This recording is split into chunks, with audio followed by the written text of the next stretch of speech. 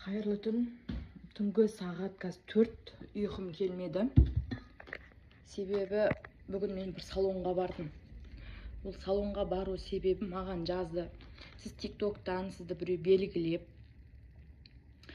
белгілеп сізге тегін сертификат беріп кетті. Сіз келіп демалыңыз, бетіңізді тазартыңыз деп мені алдап, бір салон шақырды. Мен оған бардым. Мен шынымен мәссам бір сертификат ұтып алдым ба, мен өмірімде ондай ұтып көрмегем деп ше. Демалсам, демалып келеш, бала шағадан да мысалы үй күйбең тіршіліктен шаршайсың ғой. Мақұл деп бардым. Сөйтсем, ана жерде сертификат ұтып алған қыздар өте көп екен ғой, мен сияқты. Келіп атыр. И сағат, мен 1 сағат отырдым күтіп.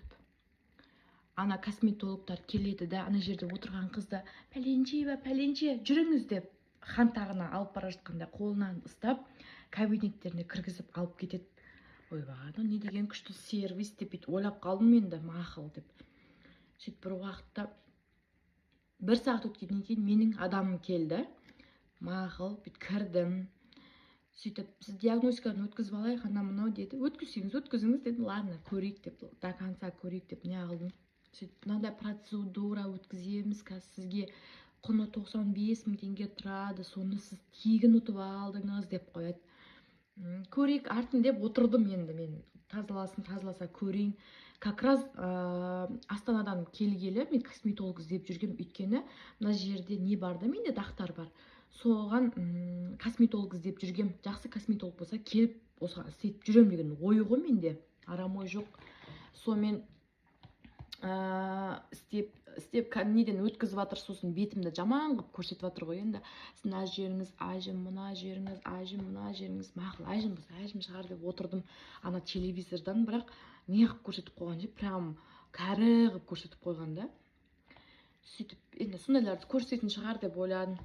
Сонымен кабинетіне апарып 3-4 крем жақты. Сөйтіп сөздің арасында не істейсіз, күйеуің не жұмыс істейді, неше балаңыз бар, анау мұны бәрін сұрап жатыр ғой.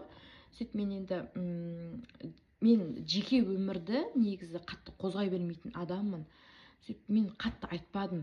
4 балам бар екенін айттым. Күйеуім жұмыс істейді, өзім жұмыс істейді, бір қаяқта не істейді айтқан жоқпын ше. Сонымен бетіме 1-2 крем жақты да, сіздің теріңіз бөпенің бетіндей болып қалды, қараңызшы деп, ұстап көріңізші деп ше, күшті қылып келтіріп жатыр ше. Сонымен мен золнышко болып кеттім ба деп айнаға қарасам, баяғы сол бетім просто SPF крем жақып қойған сияқты, сондай болып тұр да енді бетім. Сосын ішімнен күлдім, маркетинг екен ғой мынау да деп.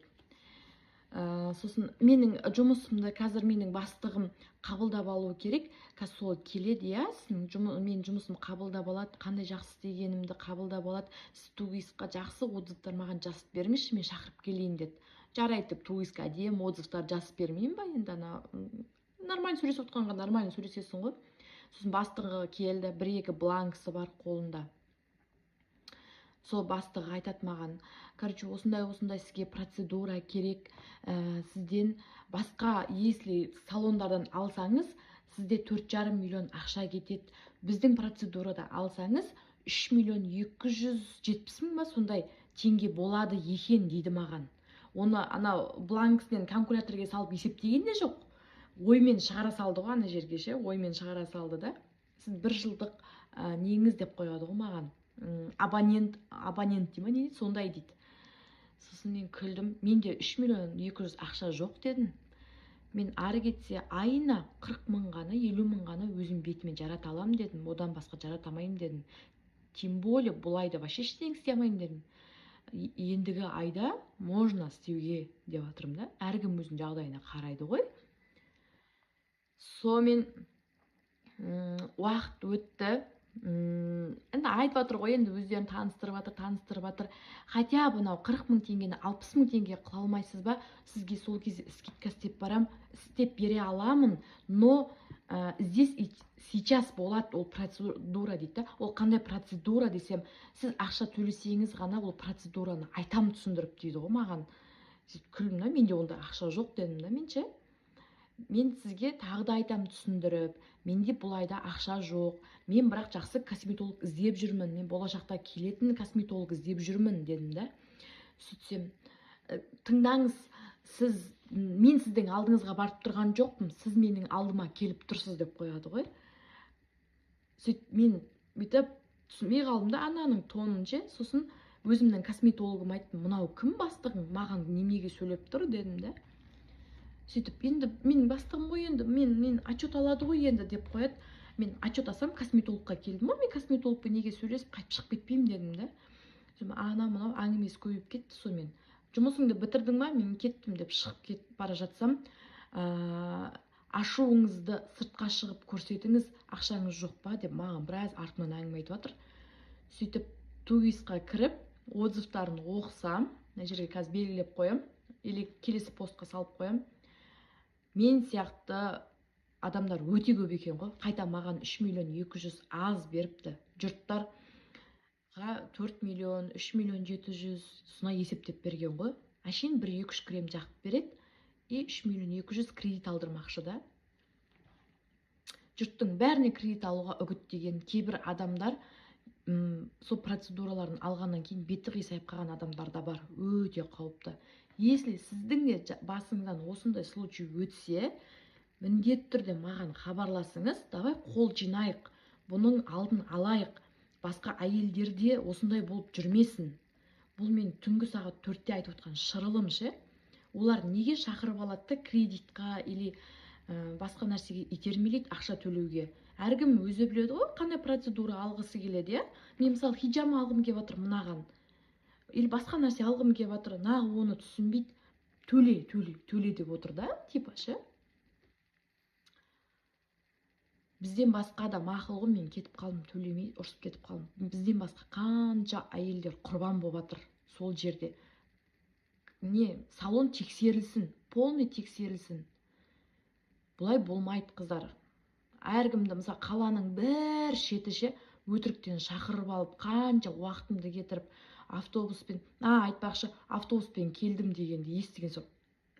Қалды, типа менің ақшам жоқ деп ойлап тұрған шығар да ол ше. Енді ақшам жоқ, оны жоқ та шығармын, сондай болып көрінетін шығармын, Құдай білсін. Ары қарай таныстырғысы келмей қалды да уже ше. Алдым машинамен бір нәрсе деп әңгіме айтып тұрған ғой маған. Типа өздерінше бай қылып киіндіріп қойған қыздарын. Таңғалам бар ғой. Бірақ кейін ойланып отырмын да, сервистері өте білімсіз, бірақ жастардың бәрін жинап алған. Бір келіншекке маска істемекші ғой, коридорда отыр, бетіне мынадай маска қоймақшы ғой.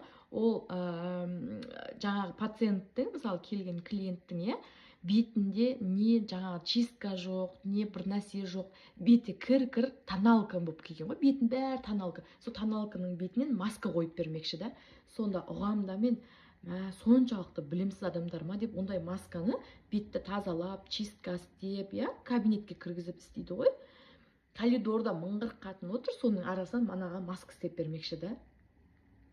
Сондай да салондар болады екен. Если сондай басыңыздан өтсе, или сізді шақырса, бармаңыздар. Мүлдем бармаңыздар. Утигеновада, адрес нақты айтпай қойын, реклама болып кетеді. Утигеновада орналасқан.